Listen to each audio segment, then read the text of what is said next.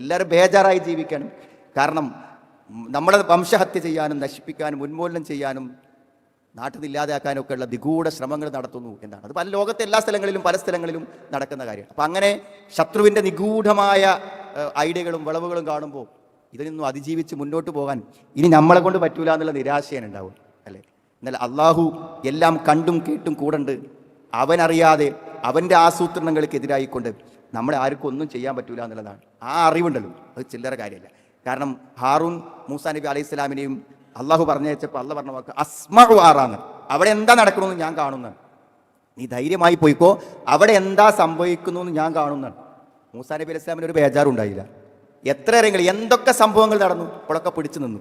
അവസാനം നമ്മൾ കാണുന്ന അത്ഭുതകരമായ കാര്യം എന്താ പറയുക, ഫിർഔനും അവിടുത്തെ മുതലാളിമാരും സമ്പന്നന്മാരും രാജാക്കന്മാരും പ്രമാണിമാരും ഒക്കെ ജീവിച്ച വീട്ടിൽ നിന്ന് ഒരു വീടും പൂട്ടിനെ ഇറങ്ങി. എല്ലാവരെയും വീട്ടിൽ നിന്ന് ഇറക്കി പടച്ചോ.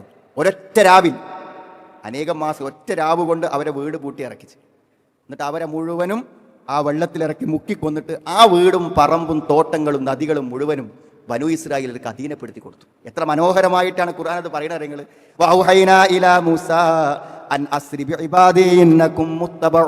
മൂസാ നബിയോട് പറഞ്ഞു, പൊയ്ക്കോ, ഈ രാത്രി എല്ലാവരും കൂട്ടി പൊയ്ക്കോ, അവർ നിന്റെ പിന്നാലെ വരുന്നതാണ്.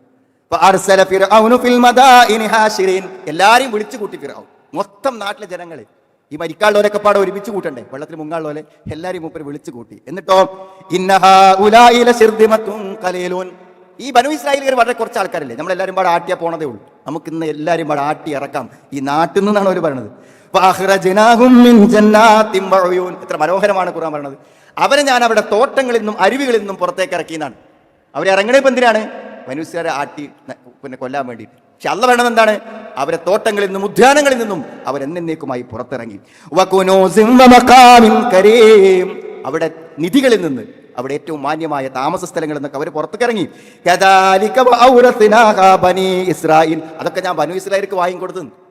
ഈ സ്വത്തുക്കളും സമ്പത്തുക്കളും നദികളും പുഴകളും എല്ലാം അവർക്ക് വാങ്ങിക്കൊടുത്തു എന്നാണ്. അങ്ങനെ രണ്ട് കൂട്ടരും ആ സമുദ്രത്തിന്റെ മുന്നിൽ വെച്ചുകൊണ്ട് ഒന്നിച്ചു ചേർന്നു. മൂസാ നബി അലൈഹി ഇസ്ലാം എന്നോട് അവർ പറഞ്ഞു, ഞാൻ ഇന്നാലെ മുതലക്കുൻ പിടിക്കപ്പെട്ടല്ലോ എന്നാണ്. പക്ഷെ ഒന്നും താമസമുണ്ടായില്ല. എല്ലാവരും കടലിലേക്ക് ഇറങ്ങി ഒന്നിച്ചു മുങ്ങി. മൂസാ നബി അലൈഹി ഇസ്ലാമും കൂട്ടരും അപ്പുറത്തേക്ക് കയറി. അവരുടെ മുഴുവൻ ഭവനങ്ങൾ, ഒരു നാട് മുഴുവൻ, ഏത് വംശഹത്യ ചെയ്ത് ഉന്മൂലനം ചെയ്യാൻ തീരുമാനിച്ച ആൾക്കാരെ മുഴുവനും മുക്കിക്കൊന്നിട്ട് ആ താക്കോൽ അള്ളാഹു ബനൂ ഇസ്രായേലിക്ക് വാങ്ങിക്കൊടുത്തു. അല്ല എല്ലാം കണ്ടും കേട്ടും കൂടണ്ട്. ആ പടച്ചോൻ എല്ലാത്തിനും ഒരു പരിഹാരം കാണും എന്ന് അറിയുന്നവനാണ് അള്ളാഹു. ഇവിടെ എന്താസൂത്രണങ്ങൾ നടന്നാലും, അതെത്ര സ്വകാര്യമായ അരമനകളിൽ നടന്നാലും പടച്ചോൻ അറിയാതെ ഒരു ഗൂഢാലോചനയും ആർക്കും നടത്താൻ പറ്റൂല എന്നുള്ളതാണ് സുഹൃത്തുക്കൾ.